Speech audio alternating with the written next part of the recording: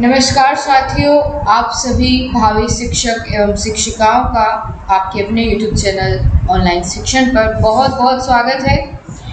तो फ्रेंड्स, आज की क्लास में हम लोग आपका पर्यावरण अध्ययन विषय का टेस्ट लेने वाले हैं।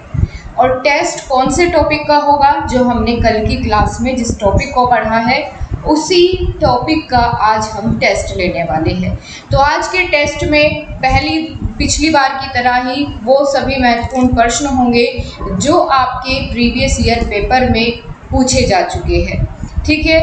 और टॉपिक क्या था हमारा कल की क्लास में? पृथ्वी की आंतरिक संरचना और चट्टानें। इनके बारे में कल हमने बहुत अच्छे से, बहुत ही बेहतरीन तरीके से कल की क्लास में जाना था।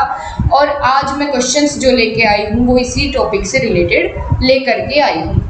आज आपकी ईवीएस की ये 8वीं कक्षा है। इससे पहले 7 कक्षाएं हो चुकी है और उसमें बहुत सारे टॉपिक्स हम कवर कर चुके हैं।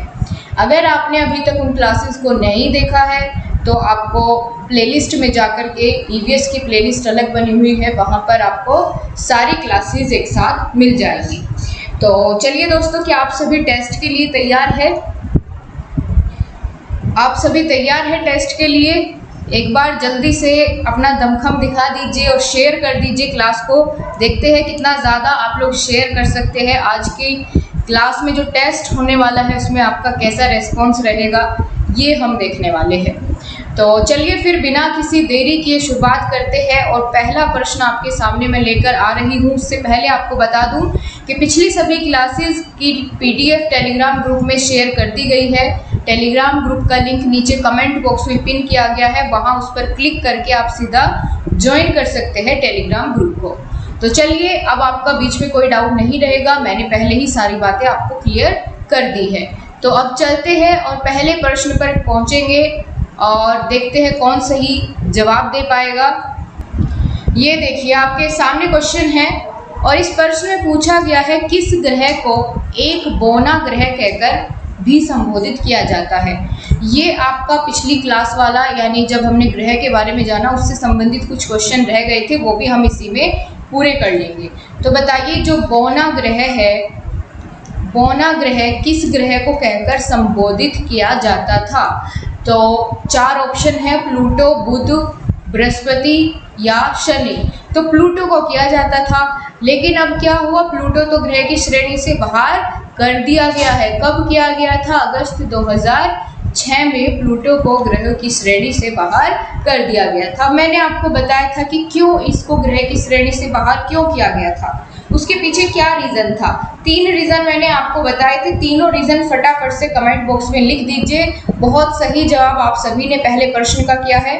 अब हम चलते हैं दूसरे प्रश्न पर और देखेंगे कौन सही जवाब दे पाएगा। सो नेक्स्ट क्वेश्चन आपकी मोबाइल स्क्रीन पर है, जिसमें पूछा गया है निम्नलिखित में से कौन सी रेखा भारत के लगभग आधे हिस्से में से होकर गुजरती है। ये 4 रेखाओं के नाम दिए गए हैं, मकर रेखा, कर्क रेखा, भूमध्य रेखा और प्रमुख भूमध्य। इनमें से कौन सी ऐसी रेखा है जो भारत के लगभग आधे हिस्से यानी भारत के बीच से होकर के गुजरती है? तो बताइए, और कौन कौन से राज्य से होकर गुजरती है ये भी आपको बताना है।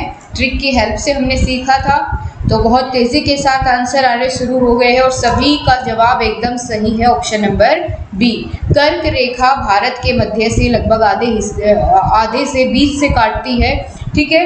या आप कह सकते हैं कि कर्क रेखा भारत के बीच से होकर गुजरती है और कौन कौन से राज्यों से होकर के गुजरती है और कितनी डिग्री पर स्थित है आपकी कर्क रेखा। पूरी जानकारी इसके बारे में मुझे बताएंगे, कितने डिग्री पूर्वी देशांतर पर स्थित है या दक्षिणी देशांतर पर, ठीक है, या उत्तरी देशांतर पर। कैसे आप बताएं मुझे फटाफट से। पूरी जानकारी कर्क रेखा के बारे में आप सभी को देनी है। तो सबसे पहले तो आपको पता होना चाहिए, जैसे कि ये हमारा क्या है, इंडिया है, ठीक है। ये हमारा क्या है, भारत देश है और बिल्कुल बीचों बीच से कर्क रेखा होकर के गुजरती है। जो ये कर्क रेखा है ये कितने डिग्री नॉर्थ या साउथ में स्थित है? तो 23.5 डिग्री नॉर्थ में या उत्तर में स्थित है, ठीक है। 23.5 डिग्री नॉर्थ में स्थित है। साथ ही और क्या जाना था हमने?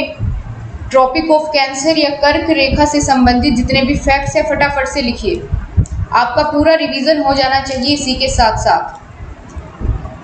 बहुत सही जवाब, बहुत सही जवाब। 8 राज्यों से होकर के गुजरती है कर्क रेखा, 8 राज्यों से होकर के गुजरती है। और कौन कौन से ट्रिक बताओ फटाफट से।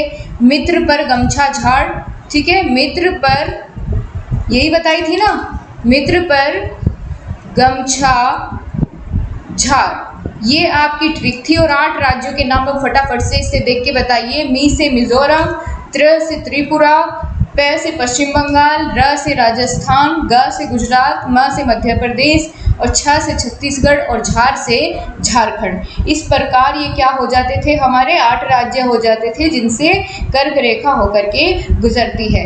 इसके साथ मुझे आपको एक और क्वेश्चन का आंसर बताना है कि कर्क रेखा के लंबवत सूर्य कब होता है। सूर्य कर्क रेखा के लंबवत कब होता है, बताइए। सूर्य कर्क रेखा के लंबवत कब होता है, यानी उत्तरी गोलार्ध का सबसे बड़ा दिन कौन सा होता है। जब सूर्य कर्क रेखा के लंबवत हो, यानी 21 जून को होता है सूर्य कर्क रेखा के लंबवत, है ना। और 21 जून उत्तरी गोलार्ध का सबसे बड़ा दिन होता है। तो क्लियर हो गया पूरा, इससे संबंधित इतनी जानकारी आपको सही समझ में आ गई, बहुत अच्छा। और यही दक्षिणी गोलार्ध का सबसे छोटा हो जाएगा। चलो अब आगे चलते हैं, इसके बारे में कुछ नहीं बचा है जो आपको ना बताया गया हो। नेक्स्ट क्वेश्चन पर चलते हैं। सो नेक्स्ट क्वेश्चन आपकी स्क्रीन पर है 33।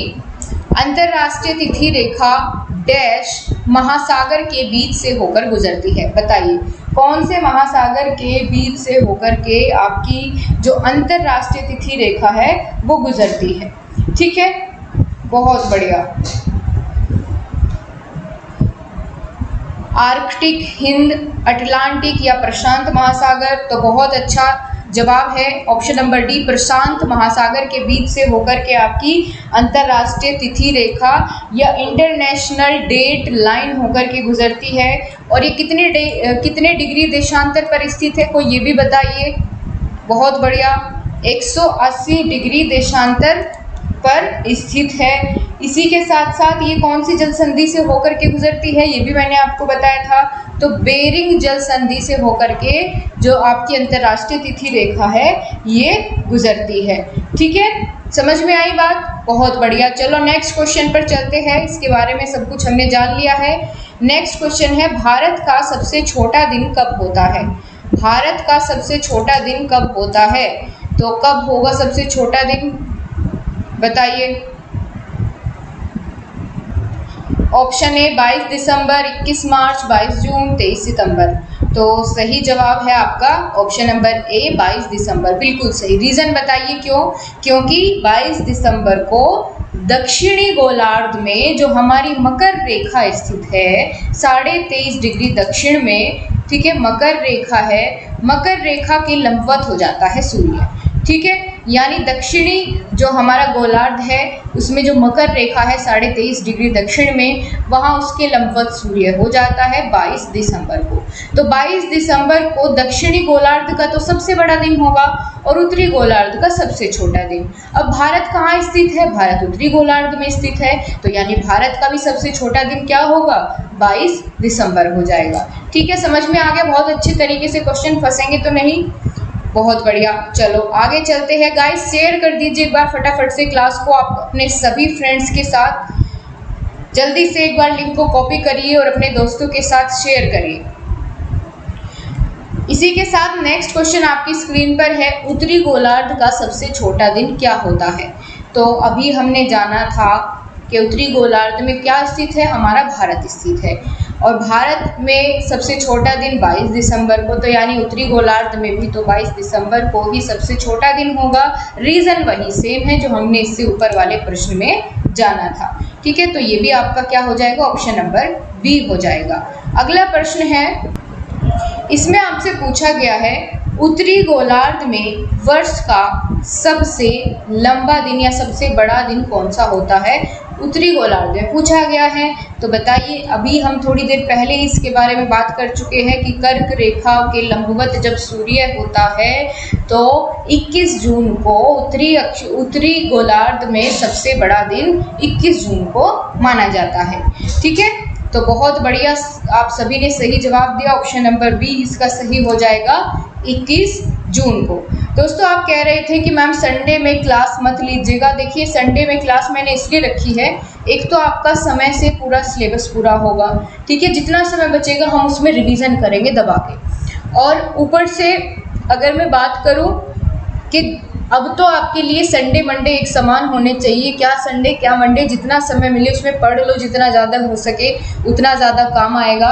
और बिल्कुल हम समय से पहले फिर पेपर 2 की भी शुरुआत करनी है ना, और इनको कंप्लीट करके रिवीजन करेंगे, फिर कोई बात नहीं है। और आपको इतना समय तो मिल जाता है कि आप अपने साथ साथ नोट्स बनाए जाए, क्योंकि पूरा दिन भी आपकी क्लास नहीं होती है, ठीक है, बिल्कुल। तो आपको समय मिल जाता है इतना तो कि आप नोट्स बना सके। तो उसी बात को ध्यान में रखते हुए मैंने सोचा है कि संडे को भी आपकी रेगुलर क्लास चलेगी।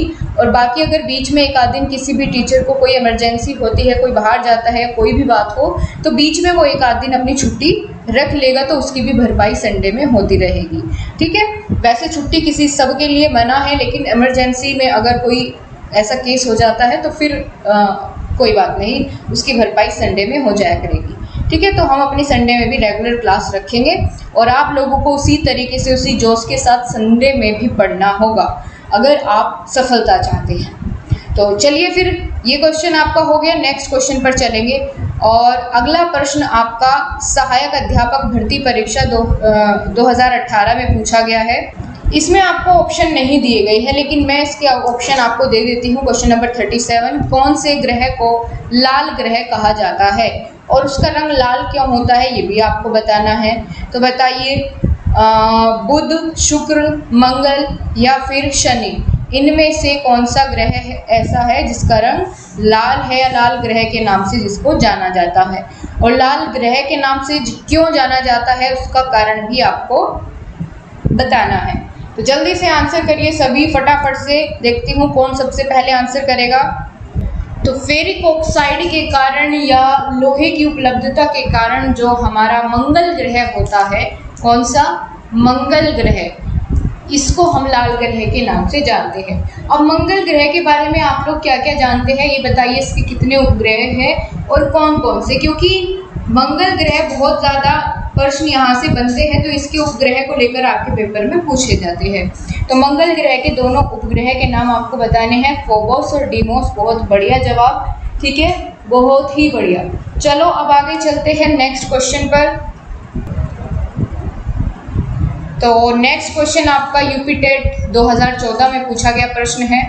और क्वेश्चन क्या है, ये तो आपका टॉपिक यहाँ चेंज हो जाता है। अभी तक हमने ग्रह से संबंधित प्रश्न पूछे, देशांतर और अक्षांश से संबंधित प्रश्न पूछे। अब आपकी पृथ्वी की आंतरिक संरचना और सेल निर्माण या चट्टानों के बारे में अब आपसे क्वेश्चन पूछे जाएंगे। तो इस संदर्भ में पहला प्रश्न आपके सामने है, निम्नलिखित में से कौन सा आग्नेय चट्टान का उदाहरण है।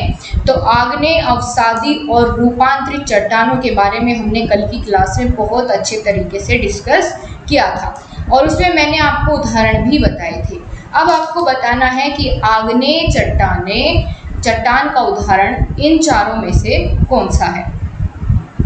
मैंने आपको बताया था ना कि इस टॉपिक से क्वेश्चन आते हैं और ऐसे क्वेश्चन आते हैं आपके सामने हैं। हम बताइए, बेसाल्ट, चूना पत्थर, स्लेट, ग्रेफाइट, इनमें से कौन सा होगा सही जवाब, बताओ।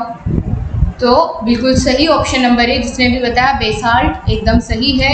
ये आपका आग्नेय चट्टान का उदाहरण है, ठीक है। ये मैंने आपको जब एग्जाम्पल दिए थे तो उसमें आपको सबसे पहला एग्जाम्पल यही था कि बेसाल्ट चट्टान जो है आग्नेय चट्टान का उदाहरण है।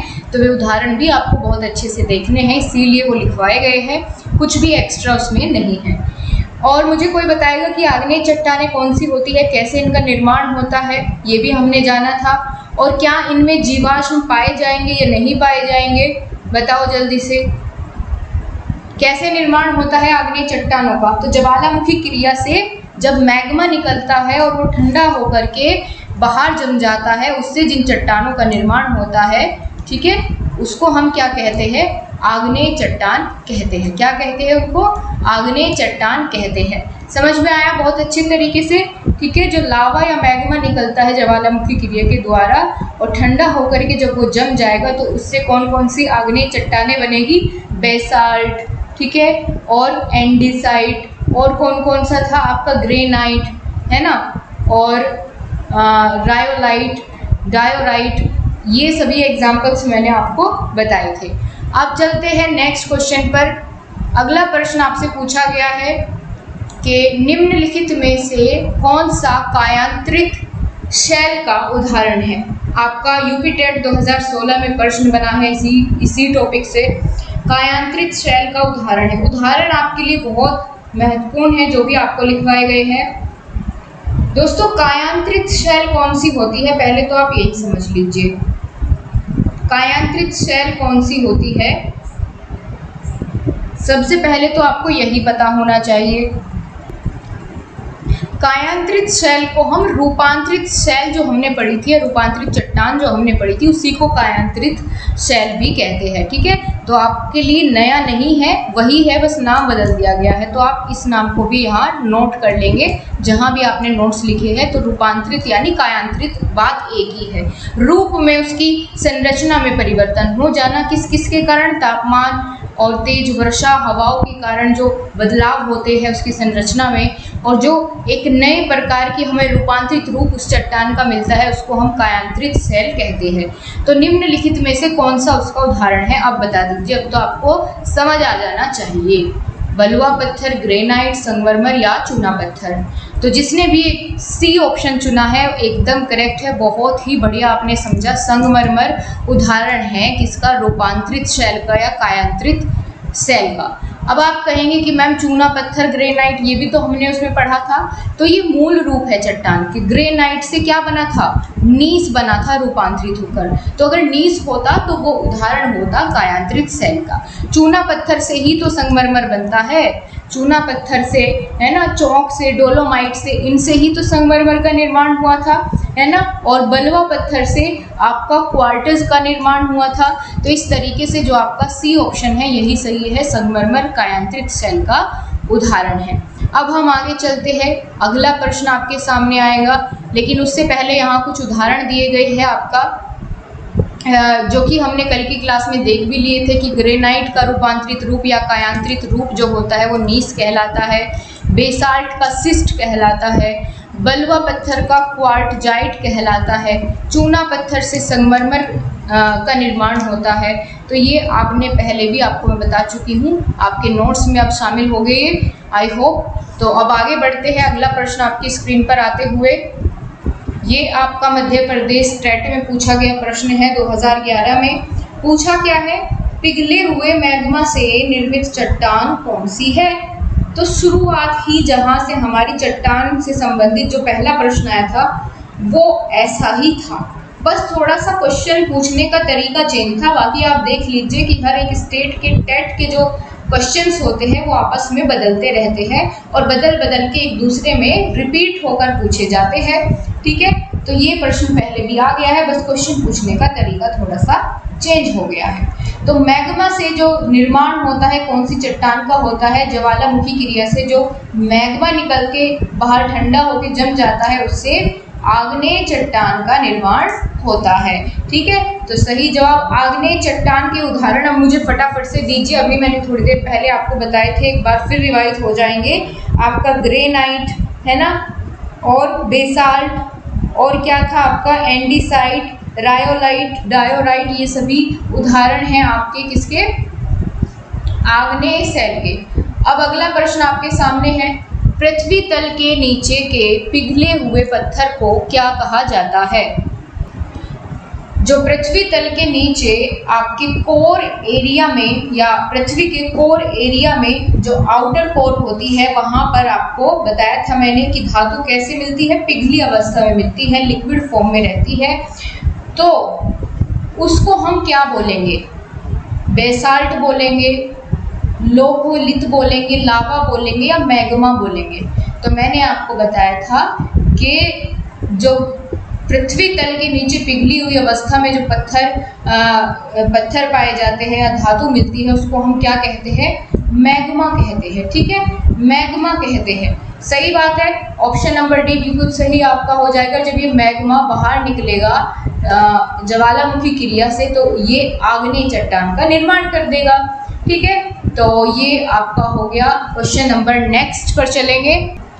नेक्स्ट क्वेश्चन में पूछा गया है पृथ्वी की पपड़ी के प्रमुख रूप से डैश शामिल है। पृथ्वी की पपड़ी में मुख्य रूप से क्या शामिल है? बॉक्साइट, मैग्नीज, सिलिका या आयरन। पृथ्वी की पपड़ी, पपड़ी यानी सबसे बाहरी परत। सबसे बाहरी परत को हमने किस नाम से जाना था, क्या नाम दिया था? तो ये भी मुझे आप जल्दी से बताइए। सबसे बाहरी परत जो थी हमारी पृथ्वी की, उसको हमने नाम दिया था क्रस्ट का, है ना? क्रस्ट या भूपर्पटी दिया था ना, यही नाम। और उसमें कौन कौन सी आप कह सकते हैं कौन कौन से तत्व पाए जाते थे? तो 2 तत्व हमने बात की थी कि सबसे पहले तो सबसे ज़्यादा मात्रा में पाए जाने वाला तत्व ऑक्सीजन था, और दूसरा हमने इसके बारे में ये सीखा था कि इसका निर्माण कैसे होता है। जो बाहरी परत होती है, बाहरी पपड़ी होती है या भूपर्पटी होती है, क्रस्ट होती है, इसका निर्माण सियाल से होता है। जाना था ना हमने, किससे होता है? सियाल से इसका निर्माण होता है। तो इनमें से सियाल में से देख लीजिए यहाँ क्या दिया गया है। बॉक्साइट नहीं जी, इसकी तो हमने बात ही नहीं की थी। मैग्नीज, आयरन बिल्कुल नहीं। तो SI से हमने जाना था सिलिका। ठीक है दोस्तों, अगर पूछा जाए धातु कौन सी पाई जाती है तो एल्युमिनियम, सिलिका। वैसे तो एल्युमिनियम से ज़्यादा मात्रा में होती है, लेकिन सिलिका धातु नहीं है। ठीक है, सिलिका धातु नहीं है, इसलिए मैंने कल जो आपको बताया था कि सबसे ज़्यादा मात्रा में पाई जाने वाली जो धातु बताया था मैंने आपको। ठीक है, क्वेश्चन सही था। तो धातु कौन सी है? एल्युमिनियम है। और यहाँ इन चारों ऑप्शन में आपका कौन सा है सही जवाब? ऑप्शन नंबर सी सिलिका है। और अगर सबसे ज़्यादा पाए जाने वाला तत्व पूछ ले तो ऑक्सीजन है। और इसी के साथ आप मुझे ये भी बताएंगे कि क्रस्ट को हम एक और किस नाम से जानते थे? 3 ऑप्शन देती हूँ, इनमें से बताइएगा। पायरोस्फीयर, लिथोस्फीयर या बैरोस्फीयर। इन तीनों में से जो हमारी क्रस्ट थी उसको हम किस नाम से और जानते थे? बहुत बढ़िया जवाब। किस नाम से जानते थे क्रस्ट को? लिथोस्फीयर के नाम से। बिल्कुल, बहुत अच्छे। अब हम आगे बात करेंगे गाइस। नेक्स्ट क्वेश्चन आपकी स्क्रीन पर है। क्या बात है, आपका जोश ठंडा होता हुआ दिख रहा है? अच्छे नहीं लग रहे हैं क्या प्रश्न, या बन नहीं रहे हैं आपसे? क्या बात है? लाइक की संख्या भी बहुत कम है, मज़ा नहीं आ रहा है इस क्लास में। फटाफट से लाइक करो पसंद आ रही है अगर क्लास को। और आपके बाकी सभी दोस्त आज संडे की छुट्टी मनाने कहाँ चले गए हैं? अभी अपनी सभी छुट्टियां बंद रखो जब तक आपका एग्ज़ाम नहीं हो जाता है। मैं खुद छुट्टी नहीं रख रही हूँ आपके लिए, आप तो कैसे रख सकते हैं फिर? चलिए अगला क्वेश्चन का आंसर करिए। पृथ्वी की सबसे बाहरी परत को क्या कहा जाता है? स्फीयर, पपड़ी, आवरण, केंद्र। तो अभी कुछ समय पहले ही हमने जाना कि पपड़ी कहते हैं या भूपर्पटी कहते हैं सबसे बाहरी परत को, है ना? इसी के बारे में तो तब से बात कर रहे हैं। अब चलो नेक्स्ट क्वेश्चन पर चलते हैं। यहाँ पर आपका अगला प्रश्न है, पृथ्वी की पपड़ी में सबसे ज़्यादा पाए जाने वाली धातु कौन सी है? ये लीजिए, नाम लिया और प्रश्न हाजिर। यही तो पूछा था अभी थोड़ी देर पहले, जिसको मैंने एक्सप्लेन किया था। पृथ्वी की पपड़ी में सबसे ज़्यादा पाई जाने वाली धातु बताओ कौन सी है? जिंक है, लोहा है, तांबा है या एल्युमिनियम है? तो आप कहेंगे मैम आपने तो आंसर पहले ही लीक कर दिया इसका, अभी तो बताया आपने। क्या है? एल्युमिनियम है। तो बिल्कुल सही जवाब ऑप्शन नंबर सी इसका करेक्ट आंसर हो जाएगा। लगता है आप सभी पूरी तैयारी से आए हैं, सभी ने बिल्कुल सही जवाब, ज़्यादातर प्रश्नों का आपको बिल्कुल सही जवाब आ रहा है। अब यहाँ पर कुछ फैक्ट्स है जो कि हम जान भी चुके हैं और एक आध ऐसा भी मिलेगा जो नहीं जाना है, तो वो सब आपका यहाँ क्लियर हो जाएगा। ठीक है, तो पृथ्वी की आंतरिक संरचना में जानने के लिए कुछ महत्वपूर्ण बिंदु है, जिनमें पहला है पृथ्वी की भूपर्पटी पर सर्वाधिक पाए जाने वाला तत्व आपका ऑक्सीजन है, और पृथ्वी की भूपर्पटी में सर्वाधिक पाए जाने वाली धातु एल्युमिनियम है। मेरे ख्याल से वो आपके सपने में भी कोई पूछेगा तो भी आप सही जवाब देंगे। अब ऐसा मैंने इतनी बार रिपीट करके आपको ये चीज़ें सिखा दी है। अगला प्रश्न है सियाल बना होता है। सियाल बना होता है सिलिकॉन और एल्यूमिनियम से। ठीक है, सिलिकॉन और एल्यूमिनियम से। सीमा किससे बनता है? तो सीमा बनता है आपके सिलिका और मैग्नीशियम से। नीफे का निर्माण किससे होता है? निकल और फेरस से। फेरस किसको कहते हैं? आयरन को कहते हैं। फेरस ऑक्साइड पाया जाता है आपका मंगल ग्रह पर, इसी वजह से उसका रंग भी लाल होता है। यही तो जाना था अभी कुछ समय पहले। रिलेट करा करिए अपने सभी क्वेश्चंस को। ठीक है, तो किन चट्टानों में जीवाश्म का अभाव होता है? किन चट्टानों में जीवाश्म का अभाव होता है? कायांतरित चट्टानों में और आग्नेय चट्टानों में भी जीवाश्म का अभाव ही होता है। ठीक है, चलिए आगे बढ़ते हैं। अगला प्रश्न है यूरेनियम किस प्रकार के चट्टानों में पाया जाता है? तो जो यूरेनियम है ये आपका कायांतरित चट्टानों में पाया जाता है। इसको याद रखिएगा, यूरेनियम कायांतरित चट्टानों में पाया जाता है। केरल में समुद्र तट पर पाया जाता है कौन से चट्टान? तो मोनोजाइट। कौन सी? मोनोजाइट। और मोनोजाइट किसका प्रमुख अयस्क है? तो थोरियम का प्रमुख अयस्क है क्या? मोनोजाइट। ठीक है, मोनोजाइट किसका प्रमुख अयस्क है? थोरियम का। ये दो प्रश्न आप ऐसे ही इनको याद रख लीजिए कि ऑप्शन में आपको दिखे तो आप इनको सही कर ले जाएं बस। ठीक है, चलिए अब आगे बढ़ते हैं। अगला प्रश्न आपकी स्क्रीन पर आते हुए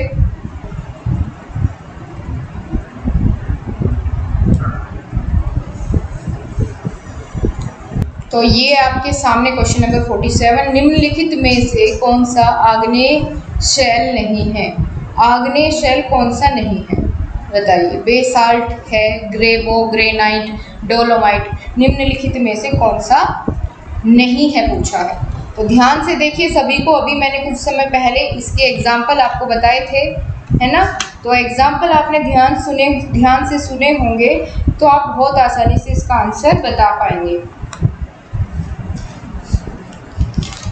बिल्कुल। तो आग्नेय चट्टान में मैंने आपको ग्रेनाइट का भी उदाहरण बताया था, ग्रेवो का भी और बेसाल्ट का भी। तो बचा कौन सा? आग्नेय शैल में डोलोमाइट नहीं होता है। तो फिर किस में मिलेगा? ये अवसादी चट्टान का उदाहरण है। कौन से शैल का? अवसादी। ठीक है, अवसादी शैल का उदाहरण है डोलोमाइट, इसीलिए ये इसका सही जवाब हो जाता है। अगला प्रश्न पर चलते हैं। क्या पूछा गया है अगले क्वेश्चन में? मैग्मा के ठंडे होकर घनीभूत हो जाने पर किस प्रकार की शैल का निर्माण होता है? कि मैग्मा जब ज्वालामुखी से बाहर निकलता है, वो ठंडा होकर जम जाता है, तो उससे कौन सी चट्टान का या कौन सी शैल का निर्माण होगा बताइए? कायांतरित शैल का, अवसादी शैल का, आग्नेय शैल का या हेलाइट शैल का? तो बिल्कुल ये आपका कई बार रिपीट हो चुका है, अब तो आप बिल्कुल सही इसका जवाब देंगे। और कौन से क्वेश्चन के साथ आप सभी जाएंगे? जल्दी से आंसर करिए फटाफट। Which one is the correct option? क्या होगा सही जवाब? एकदम सही आपने आंसर किया है ऑप्शन नंबर सी, आग्नेय शैल। ठीक है, आग्नेय शैल में आग्नेय शैल बन जाती है जब मैग्मा ठंडा होकर के जम जाता है। और इसमें आप एक और चीज़ ऐड कर लीजिएगा कि आग्नेय चट्टान को हम प्राथमिक चट्टान भी कहते हैं। ठीक है, प्राथमिक चट्टान भी हम इसको कहते हैं। अगला प्रश्न है ग्रेनाइट किस प्रकार की शैल है? ग्रेनाइट किस प्रकार की शैल है? ग्रेनाइट बताइए कौन से प्रकार की शैल होगी? ऑप्शन दिए गए हैं, कायांतरित, अवसादी, आग्नेय या हेलाइट। तो ग्रेनाइट किसका उदाहरण था? कई बार ग्रेनाइट आपका बहुत प्रमुख है, इससे रिलेटेड आपने देखा कई सारे क्वेश्चन आपके आ ही चुके हैं इन्हीं प्रश्नों में। तो ग्रेनाइट किस प्रकार की शैल है? आपकी आग्नेय शैल है ना? आग्नेय चट्टान या आग्नेय शैल होती है आपकी ग्रेनाइट। ओके, चलिए अब आग्नेय के बारे में तो मैं आपको कई बार बहुत अच्छे तरीके से बता चुकी हूँ। अब नेक्स्ट क्वेश्चन आपके सामने है, संगमरमर किस प्रकार की शैल है? जो संगमरमर का पत्थर होता है वो किस प्रकार की शैलों से बनता है? कायांतरित शैल से, आग्नेय शैल से, अवसादी या हेलाइट? तो गाइस मैंने बहुत अच्छे से ये आपको बताया था, रूपांतरित चट्टान में मैंने आपको बताया था कि प्राथमिक चट्टान की संरचना में जब बदलाव हो जाता है तो वे कैसी बन जाती है, रूपांतरित होके नए स्ट्रक्चर में आपको देखने को मिलती है। तो यहाँ पर संगमरमर की बात की गई है, तो संगमरमर किससे बनता है, चूना पत्थर, चौक और डोलोमाइट से, ठीक है, डोलोमाइट से। और ये किस में आता है, जब रूप परिवर्तित होके ही तो संगमरमर बनेगा, तो रूप परिवर्तित किस में होता है, रूपांतरित में। रूपांतरित यानी कायांतरित, ठीक है, यह भी तो वही नाम है, बस उसका दूसरा नाम दिया गया है यहाँ पर, तो आपको कंफ्यूज नहीं होना है। ऑप्शन नंबर ए बिल्कुल सही जवाब है, ठीक है। उच्च ताप के कारण और जल के कारण रासायनिक अभिक्रिया होने से ये क्या हो जाती है, प्राथमिक चट्टान अपनी संरचना में बदलाव कर लेती है ना। तो ये बिल्कुल सही इसका जवाब हो जाएगा। अगले प्रश्न पर चलते हैं गाइस। अगले क्वेश्चन में आपसे क्या पूछा गया है तो ये भी देखते हैं। इसमें आपसे पूछा है इनमें से कौन सी अवसादी सेल है, तो अवसादी सेल का ही इंतजार था। अब इससे भी आपके सामने क्वेश्चन आ गया है, बताइए। शैल, ग्रेनाइट, स्लेट, संगमरमर, क्या होगा इसमें से सही जवाब आपका, बताइए जल्दी से कौन से ऑप्शन के साथ आप जाएंगे। ग्रेनाइट की अगर बात करें तो ग्रेनाइट आपका आ जाता है किसमें, आग्नेय चट्टान में, है ना। संगमरमर किस में आ जाएगा, रूपांतरित में, तो ये भी नहीं होगा। स्लेट किस में आ जाएगा, तो आपका स्लेट भी रूपांतरित शैल या रूपांतरित चट्टान से बनता है, तो बचा कौन सा, ऑप्शन ए। अगर आपने नहीं भी पढ़ा है तो एलिमिनेटिंग मेथड तो आप लगा सकते हैं। अब भाई इनमें से जिनको आप जानते हो पहले उनको देख लो, जो बचेगा वही फिर आंसर है। इन तीनों के बारे में तो आपको पता था, मान लीजिए इसका नहीं पता था तो इन तीनों को एलिमिनेट आपने कर दिया। आपको पता था ग्रेनाइट आग्नेय में आएगा, संगमरमर अवसादी में आएगा और स्लेट भी अवसादी में आएगा, तो बचा क्या, शैल, ठीक है, यही हो जाएगा इसका सही जवाब। क्लियर हो गया आपको बहुत अच्छे तरीके से। चलिए अब अगले प्रश्न पर चलते हैं। लाइक की संख्या बढ़ जानी चाहिए एकदम तुरंत से, बहुत मज़ा आ रहा है क्लास में। अब हम चलते हैं कुछ विशेष तथ्यों पर, कुछ प्रमुख बातें, छोटी छोटी मगर मोटी बातें। तो अंत में जैसे शक्तिमान खत्म होता था, आप लोगों ने अगर देखा होगा शक्तिमान अपने बचपन में, मैंने बहुत देखा है, तो उसमें क्या होता था, सबसे लास्ट में बाल गंगाधर तिलक और जो शक्तिमान होता था वो लास्ट में आके क्या बताता था, छोटी छोटी मगर मोटी बातें। तो ये आपके सामने वही मोटी बातें हैं, कुछ विशेष तथ्य हैं जो आपको याद रखने हैं। पहला क्या है, भारत में पेट्रोलियम पदार्थ पाए जाते हैं कौन सी चट्टानों से, तो टर्शियरी क्रम की अवसादी चट्टानों में आपका पेट्रोलियम पदार्थ पाए जाते हैं। क्यों, इसमें क्यों पाए जाते हैं पेट्रोलियम पदार्थ, क्या आप ये भी बताएंगे, क्योंकि इसमें जीवाश्म पाए जाते हैं, है ना, जीवाश्म पाए जाते हैं जिनकी वजह से इसमें आपको पेट्रोल, कोयला, ये सभी अवसादी चट्टानों से मिलता है। अवसादी चट्टानों के उदाहरण मैंने आपको क्या क्या बताए थे, जिप्सम, डोलोमाइट, चूना पत्थर, ठीक है, बलुआ पत्थर, कोयला, ये सभी अवसादी चट्टानों के उदाहरण हैं। आगे पूछा गया है गोंडवाना क्रम की चट्टानें प्रसिद्ध किस लिए है, तो गोंडवाना की चट्टानें कोयले के लिए प्रसिद्ध है। किसके लिए, कोयले के लिए। अगला प्रश्न है धारवाड़ की चट्टानें किसके लिए प्रसिद्ध है, तो ये धात्विक खनिजों के लिए प्रसिद्ध है। किसके लिए, धात्विक खनिजों के लिए धारवाड़ की चट्टानें प्रसिद्ध है। गोंडवाना की चट्टानें कोयले के लिए, और भारत में जो पेट्रोलियम पदार्थ पाए जाते हैं वो कौन सी चट्टानों में, अवसादी चट्टानों में पाए जाते हैं। तो ये आपके थे सारे आज के प्रश्न। आपके कितने क्वेश्चन सही हुए कमेंट बॉक्स में आपको बताना है, और साथ ही आपको आज की क्लास कैसी लगी ये भी आपको फीडबैक में ज़रूर बताना है। एंड गाइस, क्लास पसंद आई है तो आपको अपनी जो भागीदारी होती है लाइक करने की, शेयर करने की, वो आपको अपने आप करनी है। एंड पीडीएफ आपको टेलीग्राम ग्रुप में मिलेगी। टेलीग्राम ग्रुप का लिंक नीचे कमेंट बॉक्स में पिन कर दिया गया है, वहाँ उस पर क्लिक करके टेलीग्राम ग्रुप से ज्वाइन हो जाइए। यूपी टेट सी टेट के लिए नया टेलीग्राम ग्रुप बनाया गया है, तो वहीं आपको सारी पीडीएफ्स मिल रही है। Okay, so thank you so much guys, bye bye, take care, जय हिंद, जय भारत। बाकी अगली क्लास आपकी इंग्लिश की होगी। इंग्लिश की क्लास में भी आपकी इतनी ही संख्या रहनी चाहिए, इससे ज़्यादा भले हो जाए, कम ना हो, ठीक है। बाकी आपके सर इतनी दूर से क्लास लेने आते हैं तो अच्छा नहीं लगता ऐसे। आप लोग जब मन चाहे तब देखते हैं, जब नहीं मन होता नहीं देखते हैं, तो अगर आपके लिए वो इतनी मेहनत कर रहे हैं, इतना अच्छा मटेरियल प्रोवाइड कर रहे हैं, तो आपको इससे लाभ उठाना चाहिए। ओके, सो बाय बाय, टेक केयर, जय हिंद, जय भारत। आपसे फिर मुलाकात होगी हिंदी की क्लास में, तब तक के लिए खुश रहिए।